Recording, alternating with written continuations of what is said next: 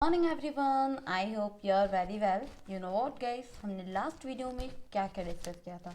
हमने last video में जानने की कोशिश करी थी शिराई के बारे में और केशिकाई के बारे में, जो हमारे लास्ट टॉपिक रहे थे। और आज हम लोग यहाँ पे बात करने वाले हैं हृदय के बारे में। जैसे कि आप सभी लोग वीडियो में भी देख पा रहे हैं, आखिर ये जो हृदय है ये आखिर होता क्या है, इसको हम लोग यहाँ पे काफ़ी अच्छे से समझने की कोशिश करेंगे। हृदय हमारी बॉडी का एक बहुत ही इम्पोर्टेंट पार्ट है, ठीक है, जिसके बिना जो हमारा अस्तित्व है वो तो रह ही नहीं, बिल्कुल भी रह नहीं पाएंगे हम लोग उसके बिना। तो इसीलिए आपको यहाँ पे काफ़ी अच्छे से समझने की कोशिश करना है कि जो हृदय है वो हमारे किस वर्क करता है, किस तरीके से वो अपने काम करता है, उसका प्रोसेस जो होता है वो क्या होता है। तो आइए, आप सभी को वीडियो एंड तक देखना है, क्योंकि यहाँ पे मैं बहुत इंपॉर्टेंट पॉइंट, बहुत इंपॉर्टेंट टॉपिक मैं यहाँ पे आपको बताने वाली हूँ, जो आपके एग्जाम से काफ़ी इंपॉर्टेंट रहने वाले हैं। एग्जाम में काफ़ी सारे क्वेश्चन पुट अप हो सकते हैं इस टॉपिक को लेके, ठीक है। तो इसीलिए आपको वीडियो को एंड तक देखना है, क्योंकि अगर आप वीडियो को एंड तक नहीं देखेंगे तो आपके जो क्वेश्चन पुट अप होंगे, किस में पुटअप होंगे, आपके जो क्वेश्चन एग्जाम में पुटअप होंगे तो आप उनको अच्छे से नहीं कर पाएंगे, आपको वो याद ही नहीं आएगा। याद कैसे नहीं आएगा, क्योंकि आप उसको पढ़ोगे ही नहीं। इसलिए आपको वीडियो को एंड तक देखना है। Okay, so let get start. आपको पता है कि हृदय क्या होता है? हृदय एक परिसंचरण तंत्र का एक ऐसा भाग है जो पंप के रूप में वर्क करता है, ठीक है। इसका जो आकार होता है ना, वो मिट्टी, एक तरीके से मुट्ठी के समान होता है। कैसा होता है? मुट्ठी के समान होता है। और जो इसका वजन होता है वो 3 से 4 ग्राम होता है। और ये पंप निरंतर कार्य करता रहता है, रुकता नहीं है। आपको पता है ये जीवन भर, मतलब जीवन के प्रारंभ से लेके लाइफ के एंड तक, लाइफ के लास्ट मोमेंट तक ये वर्क करता है। और ऐसा होता है कि एक भी सेकंड के लिए, एक भी सेकंड का इसके पास बिल्कुल टाइम नहीं होता है कि ये रुक पाए। हम लोग क्या करते हैं, हम लोग रुक रुक के काम करते हैं कि अभी हम थक चुके हैं, अभी हम वर्क नहीं कर सकते, मम्मा मैं बाद में इस वर्क को करूँगी, या फिर मैं अभी पढ़ाई नहीं कर सकती हूँ, मैं थोड़ा थक चुकी हूँ। लेकिन ये जो होता है ये थकता नहीं है, ये कंटिन्यू वर्क करता है, इसके पास एक सेकंड भी नहीं होता है रुकने के लिए। ये आपको यहाँ पे काफ़ी अच्छे से यहाँ पे आपको ये समझना है, क्योंकि काफ़ी इम्पोर्टेंट ये टॉपिक रहने वाला है, ठीक है। हृदय में अगर किसी भी प्रकार की प्रॉब्लम होती है, ठीक है, या फिर रक्त का पहुंचना सही रूप से नहीं हो पाता है, तो हृदय में जो एक स्ट्रोक होते हैं, तो हार्ट अटैक भी आपको हो सकता है। आपने सुना होगा हार्ट अटैक, ओके, जो काफ़ी हार्ट अटैक होने से लोगों की डेथ भी हो जाती है। इसका मतलब ना कि 1 टाइम हो रहा है, 2nd टाइम हो रहा है, अगर 3rd टाइम हार्ट अटैक हो गया तो उसकी डेथ हो जाती है। अगर उसे आईसीयू में रख के बचा भी लिया जाता है तो वो लगभग आपका 3 या 4 मंथ ही वो जीवित रह पाते हैं, अदरवाइज वो उसकी डेथ हो जाती है, ठीक है। ये बात आपको यहाँ पे काफ़ी अच्छे से समझ लेनी है। तो क्या होता है कि हृदय में आघात लगते रहते हैं, ठीक है। हृदय में वो कौन से भाग हैं जो पूरी तरीके से इसको कर पाते हैं, ठीक है, जो इसका वर्क है पूरी तरीके से कर पाते हैं। हमारे शरीर में रक्त को फोर्सफुली भेज सकता है। कौन भेज सकता है? ठीक है, कौन भेज सकता है? रक्त भेज सकता है, ठीक है। रक्त में पंपिंग का वर्क होता है। किसका काम होता है? रक्त में पंपिंग का वर्क होता है। 4 भाग द्वारा ये किया जाता है। एक तो आपका होता है अलिंद, एक होता है आपका निलय, ठीक है। हमारा हृदय 4 भागों से बटा हुआ है। कैसे कैसे बटा हुआ है आपको पता है? ये आपका हो गया, जस्ट मिनट, सॉरी, ठीक है, और ये आपका ऐसे हो गया। तो कितने हो गए? ये 4 पार्ट। इसमें कैसे डिवाइड करते हैं कि आपका ये अलिंद हो गया, ये भी अलिंद हो गया, ये नीला हो गया, ये नीला हो गया। तो 1 2 3 एंड 4 कितना हो गया आपका? ये 4 पार्ट में डिवाइड हो गया। तो जनरली हमारा जो हृदय का आकार होता है वो त्रिभुज आकार होता है, जैसे कि दाया अनिल दाया निलय, वाया अनिल वाया निलय, ठीक है। कि आप यहाँ पे काफ़ी अच्छे से समझ पा रहे हैं। आई होप काफ़ी अच्छे से यहाँ पे आपको समझ में आ रहा होगा। ये काम पूरी तरह किस प्रकार से इसको समाप्ति की ओर ले जाता है आपको पता है? आइए इसको भी समझने की हम लोग कोशिश करते हैं यहाँ पे। तो पहले हम जानेंगे अलिंद के बारे में। तो आपका पता है कि ये जो आप देख रहे हैं ना कि बायां अलिंद है, इसी से रक्त पूरे शरीर में प्रभावित होती है। किससे होती है? जो बायां अलिंद होता है उससे ही शरीर में जो एक तरीके से जो इसमें रक्त का प्रवाह होता है वो इसमें काम करता है, पूरे शरीर में रक्त पहुंचाता है। पंपिंग का वर्क बायां निलय की इस तरफ से स्टार्ट किया जाता है, ठीक है। किसकी तरफ से स्टार्ट होता है? जो पंपिंग का वर्क है वो लेफ्ट निलय की तरफ से स्टार्ट किया जाता है।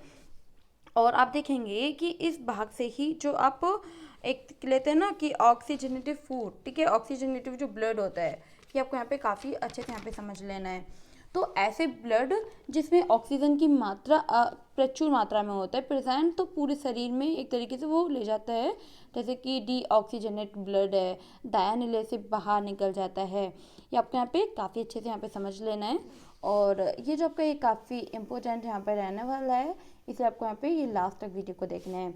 आपको पता है कि अगर हम यहाँ पे देखेंगे तो काफ़ी सारी बातें ऐसी होती हैं जो हमेशा हमें ध्यान रखनी होती हैं। तो आखिर वो कौन सी बातें हैं? तो मुख्यतः पंपिंग का काम नीचे वाले निलेस ही करते हैं। कौन करते हैं? पंपिंग का जो वर्क करते हैं वो नीचे वाले निले ही करते हैं, ठीक है। ये आपको यहाँ पे काफ़ी अच्छे से समझ लेना है कि ये आपका हो गया, ये हो गया, ठीक है। तो ये नीचे वाले जो निले होते हैं ये आपका किसका काम करते हैं? ये आपका पंपिंग का वर्क करते हैं। ये आपको यहाँ पे काफ़ी अच्छे से समझ लेना है। अब बात करें कि रक्त परिसंचय तंत्र की जो व्यवस्था है वो कैसे संपन्न होती है।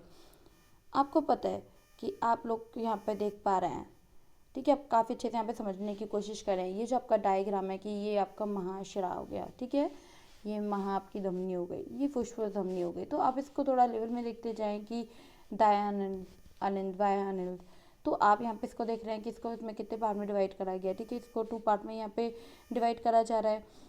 अब जैसे कि मैंने भी आपको यहाँ पे बताया था, आप इसको थोड़ा फोकस देखें, फोकस डालने इस पर कि आपको रहा है कि दायानिल बायानिल बायानिल है और ये आपका दायानिल है, ठीक है। ये आपको यहाँ पे काफ़ी अच्छे से यहाँ पे समझ लेना है। और आप देख रहे हैं यहाँ पे कि कक्षों के बीच की विभाजन की जो दीवार है, कौन सी दीवार है? ये जो आप यहाँ पे देख रहे हैं ये दीवार है इसकी, ठीक है। ये आपको काफ़ी अच्छे से समझ लेना है।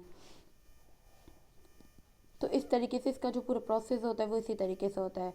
अब हम यहाँ पे जानने की कोशिश करते हैं हृदय स्पंदन के बारे में। आखिर ये क्या होता है हृदय स्पंदन? तो इसको भी थोड़ा डीपली जानने की कोशिश करेंगे, आइए इसको भी जानते हैं। तो आपको पता है कि ये आखिर होता क्या है? तो हृदय का संकुचन बिना प्रसारण होना, ठीक है, हृदय का संकुचन होना, प्रशासन होना, कि उसका प्रसारण होता है, ठीक है। तो जिससे जो रक्त होता है वो हमारे शरीर के विभिन्न भागों तक पहुंचता रहता है। ऐसा नहीं कि वो नहीं पहुंच रहा है, प्रोसेस उसका चल रहा है, ठीक है। रुकना बिल्कुल भी रुक नहीं रहा है उसका प्रोसेस। ये आपको काफ़ी अच्छे से यहाँ पे समझ लेना है, जिसे हम लोग हृदय स्पंदन बोल रहे हैं। क्या बोल रहे हैं? हृदय स्पंदन हम इसे बोल रहे हैं। इसे एक तरीके से मापने के लिए एक उपकरण होता है, ठीक है। आप लोग यहाँ पे देख पा रहे हैं कि इसको मापने के लिए जो उपकरण होता है वो क्या होता है, ठीक है। तो इसमें होता क्या है कि तब हम इसको मापते हैं। अब मापने के लिए कोई भी इकाई होती है, जैसे कि फीवर, तब हम देखते हैं उसका टेम्परेचर, तो हम किससे मापते हैं? उसको थर्मामीटर से मापते हैं। ऐसे ही जो हृदय का स्पंदन होता है इसको भी मापने के लिए एक उपकरण होता है, स्टेथोस्कोप इसको हम बोलते हैं। आप देख रहे हो कि यहाँ पे जो ये उपकरण है, ठीक है। तो ये जो आपकी ये इसका डायग्राम आप लोग यहाँ पे देख पा रहे हैं। तो इसको भी मैं समझाने की आपको कोशिश करती हूँ, आपको काफ़ी अच्छे से यहाँ पे समझने की कोशिश करनी है। ये जो आपका होता है कि स्टेथोस्कोप, तो आप इसको यहाँ पे काफ़ी अच्छे से यहाँ पे समझने की कोशिश करेंगे। तो ये होता क्या है कि आप लोग यहाँ पे देख पा रहे हैं, इसको काफ़ी अच्छे से यहाँ पे आप समझने की कोशिश करेंगे कि आखिर इसके दोनों तरफ एक मेटल का बना होता है, ठीक है। ये दोनों तरफ से किसका बना हुआ? मेटल का बना हुआ है। किसका बना हुआ है? मेटल का बना हुआ है, जिसे हम लोग कान में हम इसको देखते हैं तो इसकी हम वॉइस सुन सकते हैं, ठीक है। और जिसे हम लोग श्रोतिका बोल रहे हैं, ठीक है। आपको पता है कि ये जो पाइप है, पाइप, ठीक है, ये जो आपका पाइप निकल रहा है, तो इस पाइप को हम क्या बोलते हैं? ये जो आपका पाइप होता है इसे हम ट्यूब बोलते हैं। अब आपका जो ये जो आपका है एक छोटा सा पार्ट, इसको हम लोग क्या बोलते हैं? इसको हम लोग बोलते हैं चेस्ट पीस।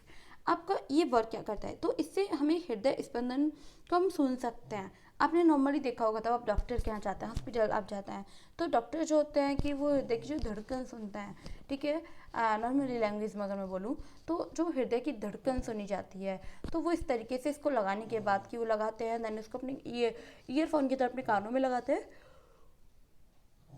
और वो इसको काफ़ी अच्छे से यहाँ पे सुनने की कोशिश करते हैं। देन वो पता लगाते हैं कि आखिर हमारी बॉडी में क्या प्रॉब्लम है, हमारी जो दिल की धड़कन है वो कितनी है, उसका टेम्परेचर कितना है, ठीक है। ये यहाँ पर जानने की वो लोग कोशिश करते हैं। हमारा हृदय हमेशा धड़कता रहता है। कब तक धड़कता है? कितना आपको पता है? कि 72 से लेके 80 बार तक। अगर हम भागते हैं, दौड़ते हैं, ठीक है, ये स्पंदन की जो दर होती है ना वो भी बढ़ जाती है। आपको पता है कि लास्ट कितनी होती है, तो आपका 140 तक भी ये पहुंच सकती है इजीली। ठीक है, आप भागते हैं दौड़ते हैं, कोई भी आप ऐसे भागने दौड़ने का काम कर रहे हैं तो आपको पता होगा कि हमारी सांस फूलने लगती है, कि हम बहुत सारी सीढ़ियाँ चढ़ चुके हैं। ठीक है, तो बहुत सारी हम रनिंग कर रहे हैं, रनिंग करते करते जो हमारी धड़कन है वो तेज़ हो जाती है, स्पंदन की दर एक साथ हम रुक जाते हैं। तो ये आपको काफ़ी अच्छे से यहाँ पे समझने की कोशिश करना है कि इसमें आखिर होता क्या क्या है। अब हम यहाँ पे बात करें परिसंचरण तंत्र की आखिर खोज किसने की थी। तो आपको पता है कि परिसंचरण तंत्र की जो खोज करी थी वो विलियम हार्वे ने की थी, जो अंग्रेज थे। और पहले उन्होंने ही ये मत दिया था कि परिसंचरण तंत्र के कारण ही हमारे शरीर में क्या होता है कि हमारे शरीर में जो रक्त है, ठीक है, जो रक्त वाहिनियाँ हैं, ठीक है, रक्त वाहिनियों के माध्यम से ही जो हमारे शरीर में रक्त का परिसंचरण होता है। ये आपको यहाँ पे काफ़ी अच्छे से यहाँ पे समझने की कोशिश करनी है। यही किसने बताया था, ये हमें बताया था विलियम ने, ठीक है, विलियम ने। अब आपको यहाँ पे जानना है कि जंतुओं में भी उत्सर्जन होता है। अब कैसे होता है जंतुओं में उत्सर्जन, आपको पता है? नहीं पता होगा, मेरे को भी नहीं पता था। कब नहीं पता था, मेरे को पढ़ने से पहले नहीं पता था, बट मैंने इसको काफ़ी अच्छे से पढ़ा, तब मुझे पता चला कि कैसे उत्सर्जन होता है। अब जो नॉलेज मैंने पढ़ के गेन करी, अब वही नॉलेज मैं आपको देने वाली हूँ। और आपको भी पढ़ के आपको वीडियो को एंड तक देखना है, काफ़ी चीज़ें पढ़ना है और अपनी लाइफ में जो गोल है आपका उसको अचीव करना है। देन आपको भी बच्चों को एजुकेशन करना है, बच्चों को एजुकेटेड करना है। ठीक है, ये आपको यहाँ पे काफ़ी अच्छे से समझ लेना है। ओके, तो ये जो जंतुओं में उत्सर्जन होता है वो कैसे होता है, एंड मैं फिर से रिपीट करती हूँ कि आपको वीडियो को एंड तक देखना है क्योंकि इम्पोर्टेंट हम लोग यहाँ पे बात करने वाले हैं। तो आपको पता है कि जंतुओं में उत्सर्जन कैसे होता है, इसको हम लोग समझने की कोशिश करते हैं। Just minute. तो आपको पता है कि कोशिकाओं में विभिन्न पदार्थों का उपयोग के बाद एक तैयार होता है। कौन तैयार होता है? अपशिष्ट पदार्थ। इसे बाहर निकालना बहुत ही इम्पोर्टेंट हो जाता है, क्योंकि अपशिष्ट पदार्थों को अगर हम बाहर नहीं निकालेंगे तो हमारे जो बॉडी है उसमें बहुत सारे जो रोग उत्पन्न हो जाएंगे और इससे हमारी बॉडी के हर पार्ट को बहुत सारी प्रॉब्लम क्रिएट हो सकती हैं। ठीक है, जिससे हम लोगों को एक तरीके से बहुत सारी प्रॉब्लम हो सकती है, हमें डॉक्टर के पास भी जाना पड़ सकता है। तो यहाँ पे आपको काफ़ी अच्छे से यहाँ पे समझ लेना है। तो ये जो आपका प्रक्रम है, ये जो आपका प्रोसेस है, प्रोसेस को ही हम लोग उत्सर्जन कह रहे हैं। उत्सर्जन बाहर निकालना, किसको हम किसी भी जो अपशिष्ट पदार्थ होते हैं, जो बेकार पदार्थ होते हैं, जो किसी काम के नहीं होते हैं, उनको हम लोग बाहर निकाल रहे हैं, उसका उत्सर्जन कर रहे हैं। इसमें विभिन्न प्रकार के अंग भी शामिल होते हैं, जिसे हम लोग उत्सर्जन तंत्र बोलते हैं। क्या बोलते हैं? उत्सर्जन तंत्र बोलते हैं। उत्सर्जन तंत्र में शामिल होने वाले जो भाग होते हैं, जिसे हम उत्सर्जन तंत्र बोलते हैं, जैसे कि अभी मैंने आपको यहाँ पे बताया। ये बात यहाँ पे काफ़ी इंपॉर्टेंट है, ये आपको यहाँ पे काफ़ी अच्छे से समझ लेना है एंड आपको लर्न भी कर लेना है, अपने माइंड में फिट कर लेना है। ओके, सो अब हम यहाँ पे बात करते हैं मनुष्य उत्सर्जन तंत्र के बारे में।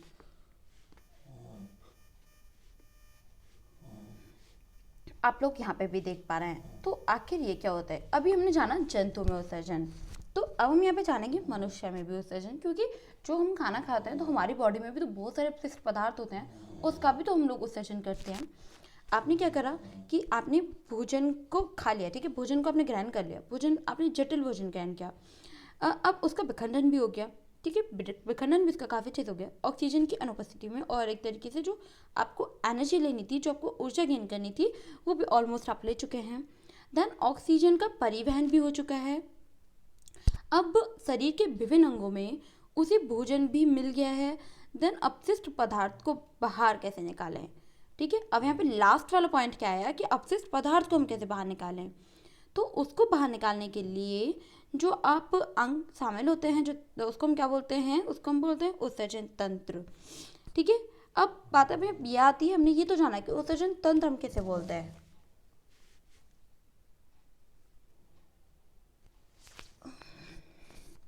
तो आपको पता है कि आपने यहाँ पे ये तो जाना कि उत्सर्जन तंत्र हम कैसे बोलते हैं। ठीक है, अब हम यहाँ पे ये समझेंगे कि मनुष्य के उत्सर्जन तंत्र में कौन से हैं जो शरीर से अपशिष्ट पदार्थों को बाहर निकालते हैं। इसमें भी काफ़ी सारे पॉइंट आ जाते हैं ना, तो इसीलिए आपको मैं काफ़ी संक्षेप में बताने की कोशिश कर रही हूँ, जिससे कि आप लोगों के सारे डाउट क्लियर हो जाएं और आप लोग एग्जाम में एक भी क्वेश्चन नहीं छोड़ के आए। ओके, आइए इसको भी हम लोग समझने की यहाँ पे कोशिश करते हैं। तो आपका जो फर्स्ट पॉइंट है यहाँ पे गुर्दे, किडनी, ओके। तो इसको हम लोग यहाँ पे समझने की कोशिश करते हैं। तो किडनी दोनों तरफ हमारे प्रेजेंट होती है। अब प्रेजेंट कहाँ होती है? कहाँ होती है? कवर्ड में होती है, कहाँ होती है, या फिर हमारी स्टडी टेबल पे प्रेजेंट होती है? ये तो हमने बताया नहीं। आपको तो काफ़ी पता होगा ना कि जो किडनी होती है वो हमारी बॉडी में प्रेजेंट होती है, हमारे कमर के पास प्रेजेंट होती है वो। और आपको पता है कि कमर की तरफ जितने भी आपके उपयोगी पदार्थ हैं, ठीक है, आपने देखा कि जितने भी उपयोगी पदार्थ हैं उन्हें हम क्या करते हैं, उन्हें हम अवशोषित कर लेते हैं, इकट्ठा कर लेते हैं। अब जो पदार्थ हैं अपशिष्ट पदार्थ, ठीक है, तो जो बेकार पदार्थ है उन्हें मूत्र की सहायता से बाहर निकाल दिया जाता है, ठीक है। अलग करने का काम कौन करता है? वृक्क यहाँ पे करता है।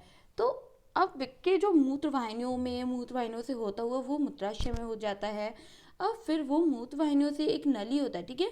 नली का आकार वो एक नली के आकार की होती है और आपका मूत्राशय में मूत्र संचित होता है। अब मूत्राशय से एक पेशी है जो नली के से काफ़ी जुड़ी रहती है। अब उसके बाद क्या होता है, जिसे हम लोग कहते हैं मूत्र मार्ग, जैसे कि आप सभी लोग यहाँ पे भी काफ़ी अच्छे से देख पा रहे होंगे। तो आखिर ये होता क्या है, इसको भी हम लोग यहाँ पे समझने की कोशिश करते हैं। आप एक एक वर्ड को यहाँ पे काफ़ी अच्छे से समझने की कोशिश करेंगे कि आखिर जो वर्ड होते हैं वो होते क्या हैं। तो मूत्र मार्ग में दूसरी तरफ से ये खुला रहता है, ये दूसरी तरफ से भी ये यहाँ पे खुला रहता है, जैसे कि आप सभी लोग वीडियो में भी देख पा रहे होंगे और आप इसको लाइन वाइज पढ़ भी रहे होंगे। आप मुझे सुनने के साथ साथ आप थोड़ा बुक पे भी फोकस करें, वीडियो पे फोकस करें, देन आपको काफ़ी अच्छे से यहाँ पे समझ आ जाएगा कि मैं आखिर बोल क्या रही हूँ, ठीक है। आप सभी लोग यहाँ पे भी देख पा रहे हैं कि इसका जो मुंह दूसरी तरफ से भी इसका खुला रहता है। अब आपको पता है कि ये जो किस तरीके से मैंने आपको बताया कि ये वर्क करता है, तो आपने यहाँ पे जाना काफ़ी अच्छे से कि एक तरीके से खुला रहता है और आप इसमें हम जानेंगे जिससे हम क्या बोलते हैं, मूत्र रंध्र में से बोलते हैं, और जिससे मूत्र शरीर से बाहर निकाल दिया जाता है। ये सारा काम कौन करता है? वृक्क। ये सारा काम करता है किडनी, ठीक है, गुर्दा, ये सारा काम करता है यहाँ पे। चाहे वो मूत्र की सहायता से बाहर निकाला गया हो, चाहे वो आपका मूत्र मार्ग की हेल्प से हो, चाहे वो आपका यूरिया के रूप में बाहर निकाला गया हो, चाहे वो आपका पसीने के रूप में बाहर निकाला गया हो, वो बाहर निकल रहा है। लेकिन ये जो आपका मेन वर्क कर रहा है वो गुर्दा, किडनी, जो भी ये वर्क होता है वो आपका ये कर रहा है वृक्क, ठीक है। तो पसीना भी हमारे शरीर से बाहर निकाल दिया जाता है, ठीक है। आप लोग एक्सरसाइज करते हैं, आप लोग भागते हैं, दौड़ते हैं, कोई भी काम करते हैं, कोई भी वर्क करते हैं, कोई भी क्रिया करते हैं आप लोग, तो आपका पसीना निकलता है और पसीने की सहायता से जो अपशिष्ट पदार्थ होते हैं वो बाहर निकाल दिए जाते हैं, ठीक है, उनका उत्सर्जन हो जाता है। तो लेकिन ये काम शरीर की अंदरूनी कोशिकाएं करती हैं, ठीक है। कौन करता है? शरीर की अंदरूनी कोशिकाएं करती हैं। तो अब हम जान लेते हैं थोड़ा इसके स्वेट के बारे में।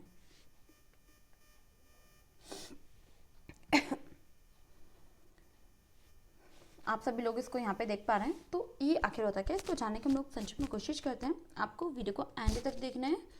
एंड आपसे एक और बात बोलना था, आप अगर आपको वीडियो पसंद आती है ना तो आप इसको लाइक, कमेंट एंड शेयर ज़रूर कर दिया करें, ठीक है। तो आपको पता है कि ये पसीना क्या होता है, ये तो जनरली बात है, नॉर्मली सी बात है, तो आपको काफ़ी अच्छे से पता होगा कि पसीना क्या होता है, तो इसके क्या क्या बेनिफिट हमें होता है ये भी आपको पता होगा। तो क्या होता है कि जो पसीना होता है, तो पसीने में जल लवण भी शामिल होता है आपके, जैसे कि आप सभी लोग वीडियो में भी देख पा रहे हैं कि यहाँ पे आपका ये जल लवण इसमें शामिल होता है। और आपका जो ये एक तरीके से होता है कि उत्सर्जित, ये आपका यूरिया जो है, ये जो आपका पसीना है, ये आपका उत्सर्जित एक पदार्थ होता है, उसे टाइम टू टाइम हमारे शरीर से बाहर निकाल दिया जाता है।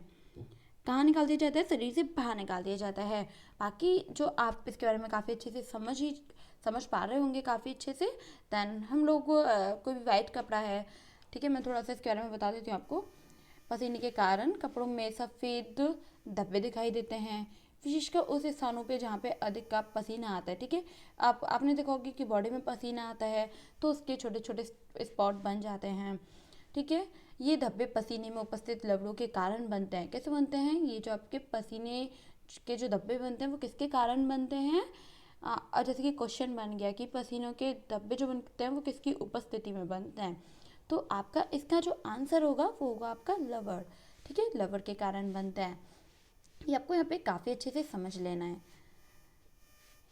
अब हम लोग यहाँ पे जानने की कोशिश करते हैं पादपों में पदार्थ का परिवहन, जैसे कि आप सभी लोग यहाँ पे भी वीडियो में भी देख पा रहे हैं। आखिर ये होता है क्या है, इसको हम लोग यहाँ पे काफ़ी अच्छे से समझने की कोशिश करते हैं। तो आप सभी जानते हैं पौधे प्रकाश संश्लेषण में प्रक्रिया करते हैं, उसमें उन्हें ज़रूरत होती है पानी की। किसकी ज़रूरत होती है? उसमें उन्हें जल की ज़रूरत होती है, कार्बन डाइऑक्साइड की। तो जो एक तरीके से कार्बन डाइऑक्साइड तो उन्हें मिल जाते हैं, तो वो उन्हें किससे मिलते हैं? वो उन्हें एक तरीके से रंध्रों के द्वारा मिलते हैं, जो आपका पत्तियों में प्रेजेंट होते हैं, जैसे कि मैंने आपको लास्ट वीडियो में भी, लास्ट चैप्टर में भी मैंने आपको बताया था। लेकिन उसे जो जल की आवश्यकता होती है वे प्राप्त करती है। किससे प्राप्त करती है? मिट्टी से। अब मिट्टी में उपस्थित जो पेड़ों की जो जड़ होती है वह उपस्थित एक तरीके से, जैसे कि मूल रोम है, मूल रोम से अवशोषित होता है। अब जल और खनिज लवण जो पौधों के पूरे ऊपरी भाग तक पहुंचाई जाती है। अब आप सोच रहे हो कि ऊपरी भाग क्या होता है? तो ऊपरी भाग कहने का मेरा यहाँ पे मतलब है, पौधे जितने भी लंबे होते हैं उसका जो सबसे ऊंचा वाला जो हिस्सा होता है, सबसे अंतिम वाला, सबसे लास्ट वाला जो पार्ट होता है, सबसे लास्ट वाला जो बिंदु होता है जहाँ पर उसका भाग प्रेजेंट होता है, वहाँ तक आपका क्या होता है? वहाँ तक आपका जल पहुँचता है। ठीक है, ये पहुँचने का काम वाष्पोत्सर्जन की प्रक्रिया द्वारा होता है। अब वाष्पोत्सर्जन के बारे में हम लोग थोड़ा लास्ट में जानेंगे। तो आपको पता है कि पौधे प्रकाश संश्लेषण की प्रक्रिया किस में करते हैं? दिन में करते हैं, रात में करते हैं? आपको पता है? नहीं पता होगा। कुछ लोगों को पता भी होगा, नहीं भी पता होगा। जिसको पता है वो भी वीडियो को देखें, जिसको नहीं पता वो भी मुझे काफ़ी अच्छे से सुने। ठीक है, तो आपको पता है कि जो पौधे प्रकाश संश्लेषण की जो प्रक्रिया करते हैं वो दिन में करते हैं, लेकिन पौधे जो श्वसन की क्रिया करते हैं वो दिन रात करते हैं, वो कंटिन्यू करते हैं। जैसे कि हम लोग करते हैं कि हम लोग श्वसन करते हैं, ठीक है, कार्बन डाइऑक्साइड छोड़ते हैं हम लोग और ऑक्सीजन को गेन करते हैं। उसी तरीके से जो पौधे होते हैं वो भी श्वसन करते हैं, ऑक्सीजन को लेते हैं और कार्बन डाइऑक्साइड को छोड़ते हैं। काफ़ी अच्छे से आई होप आपको यहाँ पे समझ आ रहा होगा।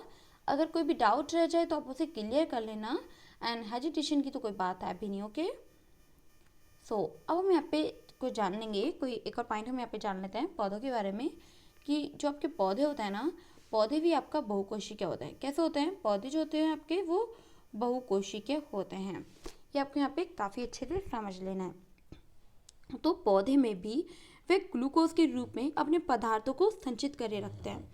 अब क्या होता है कि पत्तियों को पौधों का रसोई घर कहा जाता है। क्या कहा जाता है? पत्तियों को पौधों का रसोई घर कहा जाता है। पत्तियों से बना भोजन विभिन्न भागों तक पहुंचाया जाता है। कहाँ तक पहुंचाया जाता है? विभिन्न भागों तक पहुंचाया जाता है।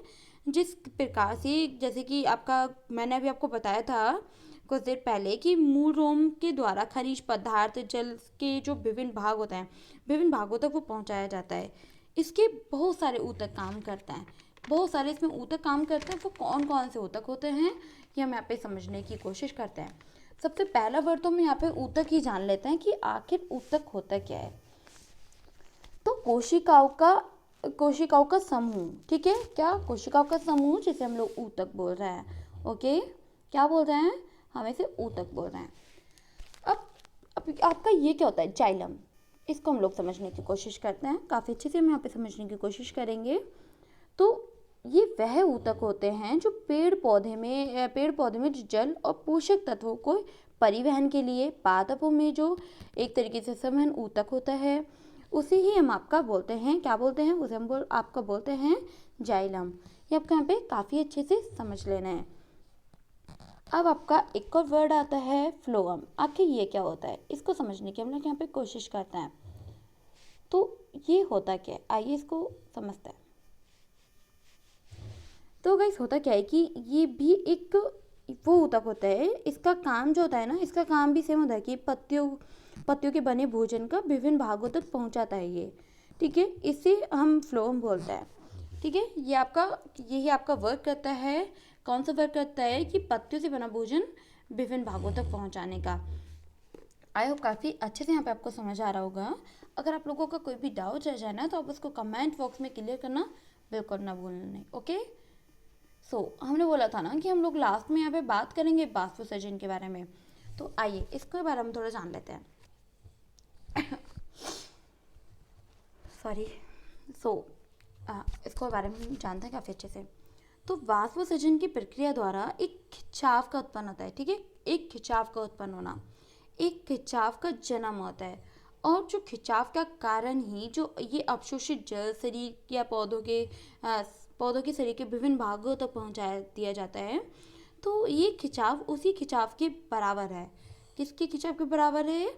जैसे कि अभी मैंने आपको बताया कि खिंचाव का जन्म होता है, खिंचाव के कारण ही अवशोषित जो जल होता है उसको पौधों के विभिन्न भागों तक पहुंचाया जाता है।